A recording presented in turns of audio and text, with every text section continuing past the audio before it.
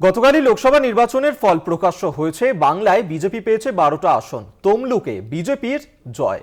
তৃণমূলকে এরপরেই খোঁচা দিলেন বিরোধী দলনেতা শুভেন্দু অধিকারী। 2021-এর প্রসঙ্গ টেনে আনলেন বিরোধী দলনেতা। তিনি বললেন, তমলুকে জিতেছেন অভিজিৎ গঙ্গোপাধ্যায়। নন্দীগ্রাম বিধানসভা কেন্দ্রে 8200 ভোটের লিড। তৃণমূলের ভুয়ো প্রচারের পর্দা ফাঁস হয়েছে, এমনটাই বলেছেন বিরোধী দলনেতা শুভেন্দু অধিকারী। 2021-এর প্রসঙ্গ টেনে এনে বিরোধী দলনেতা তিনি বলেন যে 2021-এ নন্দীগ্রামে হারের পর কারচুপির অভিযোগ তুলেছিলেন এবং অভিযোগ করেছিলেন মমতা বন্দ্যোপাধ্যায়। অদূর ভবিষ্যতে বাংলাকে অনুপ্রাণিত করবে নন্দীগ্রাম। সোশ্যাল মিডিয়ায় এভাবেই পোস্ট করলেন বিরোধী দলনেতা।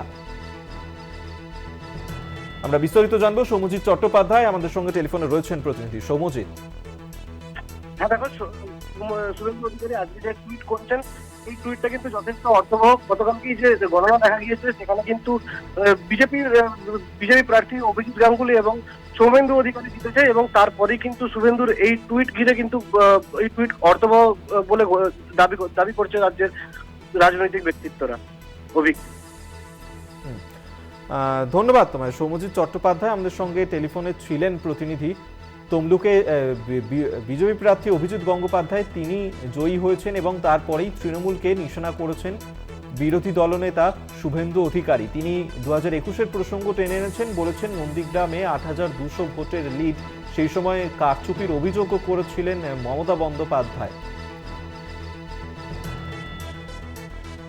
আপনাদের আরেকবার জানিয়ে রাখবো, যেখানে তমলুকে বিজেপি প্রার্থী অভিজিৎ গঙ্গোপাধ্যায় তিনি জয়ী হয়েছেন এবং সেই নিয়েই এবার তৃণমূলকে খোঁচা দিলেন বিরোধী দলনেতা শুভেন্দু অধিকারী। তমলুকে জিতেছেন অভিজিৎ গঙ্গোপাধ্যায়। নন্দীগ্রাম বিধানসভা কেন্দ্রে 8200 ভোটের ব্যবধানে জয়ী হন তিনি।